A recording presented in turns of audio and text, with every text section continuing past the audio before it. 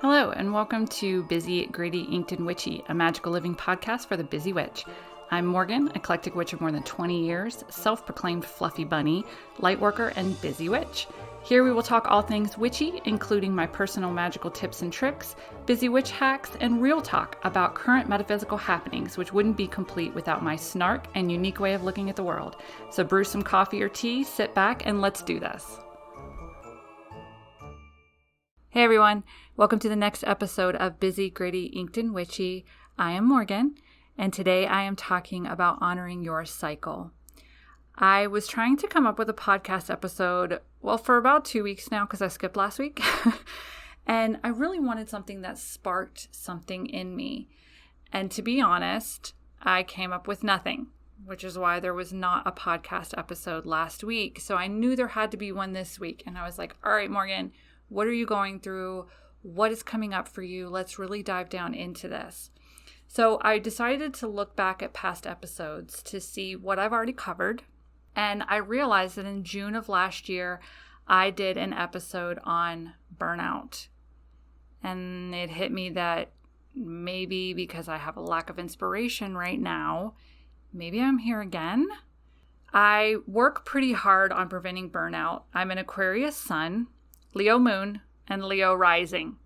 Yeah. So basically think free spirit to the max, okay? In order to even get shit done during the week, I have to put strict structures all around me. I have a monthly to-do list, which I break down into a weekly to-do list, which I break down into a daily to-do list. Off of my weekly list, I have a priorities list of things I need to make sure I focus on first, or else I will go down so many rabbit holes, it's not even funny. Sometimes when I really have to be productive in a day, I will set timers for 20 or 30 minutes just to super focus for that small amount of time and really get through my to-do list. They're called Pomodoros. If anybody wants to look those up, I find them super effective to keep me on track. It has been working beautifully. I have basically air and fire in my astrological chart, and I barely have any water, and I don't think I have any earth. So it's very hard to keep me grounded. Very hard to keep me grounded. My head is always in the clouds. So I have to put these earth-centered structures around me in order to be productive at all. But a few weeks ago, family visited because my son graduated from high school. So in order to celebrate my son, in order to spend time with family, I put a lot of things on the back burner. And playing catch up has sucked. I even took down my altar. My dad and his wife came to visit, and our spare room is also my sacred space. So I have 3 altars in there, and I took them down. My dad knows I'm a witch. He knows what I do for a living. His wife does. They're perfectly accepting of me and what I do and everything. So it was not, I didn't take down my altars as a thing of shame or hiding or anything. It was more of, I wanted to give them as much space as possible in that room. And one of my altars is sitting on top of a dresser in there. So I wanted to be able to give them, the chance to put clothes away if they wanted to for the week. And, a little bit on the selfish side, it was to make sure nothing got broken or messed with or, anything like that. So I did go ahead and take down my altars. That was like 2 weeks ago, and I have not put them back up. Yeah. So I'm not burned out spiritually, but I work in a spiritual profession. I also am currently in the process of obtaining a master's degree in metaphysical sciences. So even my classes are spiritual in nature. I started an Avalon tradition study course in January of this year to really just get back to my roots in my spiritual beliefs. And I completed last month a 1-month class on working with Morgan Le Fay. So the last couple of months for me have been spirituality everything, between my Avalon studies, the Morgan Le Fay class, my regular degree, and this is what I do every day for work. So it's not that I am burned out, but it is kind of like, the way I explained it to my husband is like, basically for the last month, I have been eating at a spiritual buffet. And man, y'all, I ate it up. I went back for seconds and thirds and fourths and fifths. And then you sit for a second, and that indigestion kicks in just a little. That's pretty much the way that it's been. So I'm not burned out, but I think I may have overdone it a little bit. So I was so upset to have to take down my altars, because like every morning I would go in and meditate and light incense and speak with my goddesses. And to not do that in such a formal setting was a little bit of a change. And I really hated taking them down, but then I took them down and had a couple of weeks off. And now it's like, woo, maybe I'm still a little full, just maybe. So back to the fact that last June, I did a burnout episode. I re-listened to it. It was a short episode. And in it, I talked about how June is the time of the year to review all that you've done so far this year. It's the halfway point. So not only do you want to take a look back at everything that you've already accomplished this year, but you want to take a second to look forward and say, okay, some of these things slip through the cracks. So maybe for the next 6 months, I want to focus on this. Or what do I want to do differently for the next 6 months that I didn't do or that didn't work for me for the past 6 months? So especially if you're wondering where the time went, or you're maybe feeling a little bit burned out, June is a great time to plant your roots back down and take a step back and look at everything in a bigger picture way.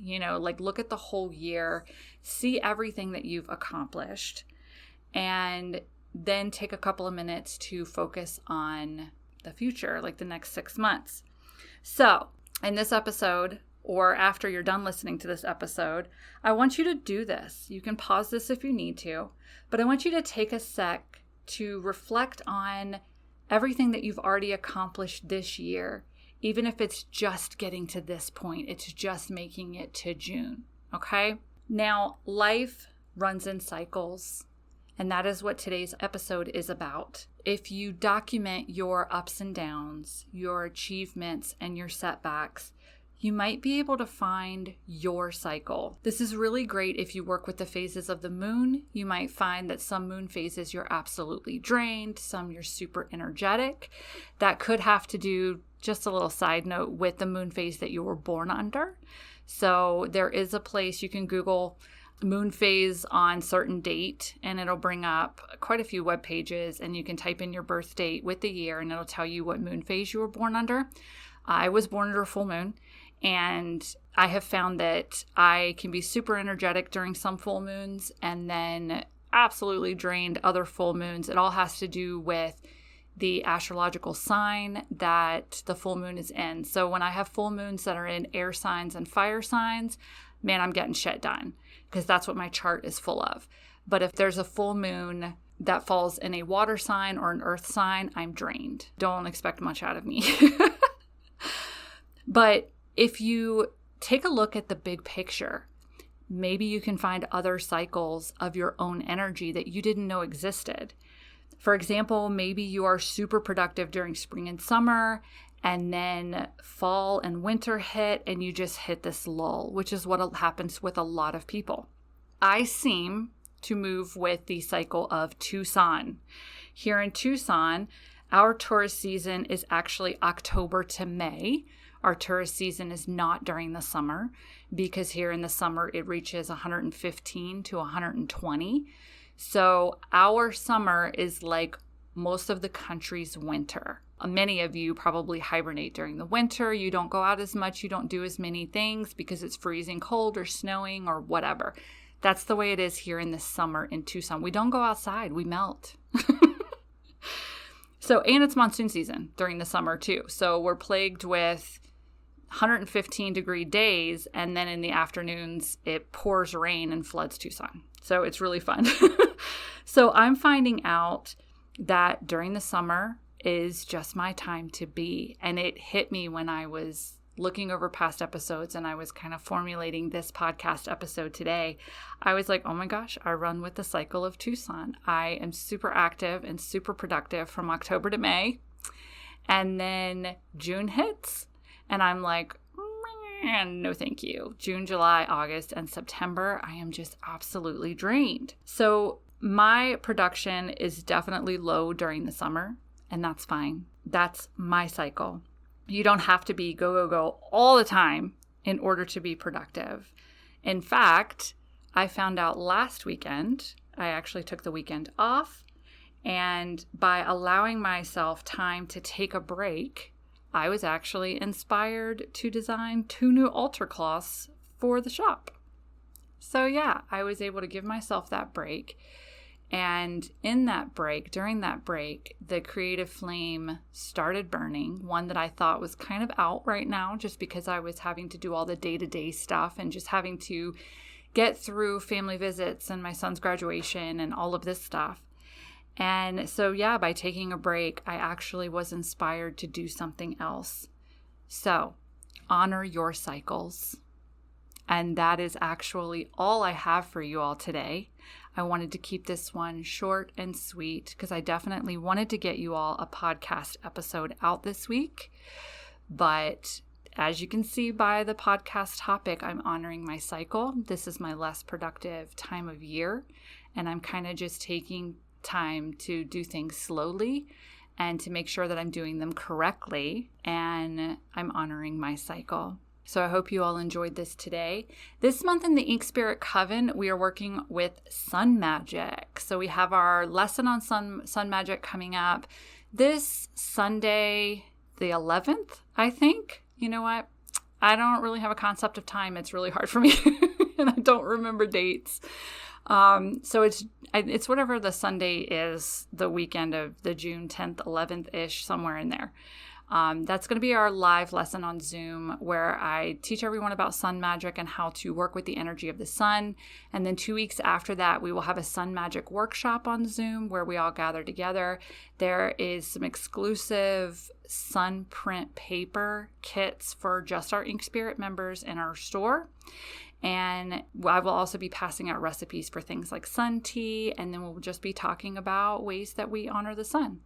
So if this sounds like something that you would love to join in, you can head to inkspirit.com, learn more there, and join us. I want to thank you all for listening today, for giving me a platform to share my knowledge and my journey. And until next time, I will see you then.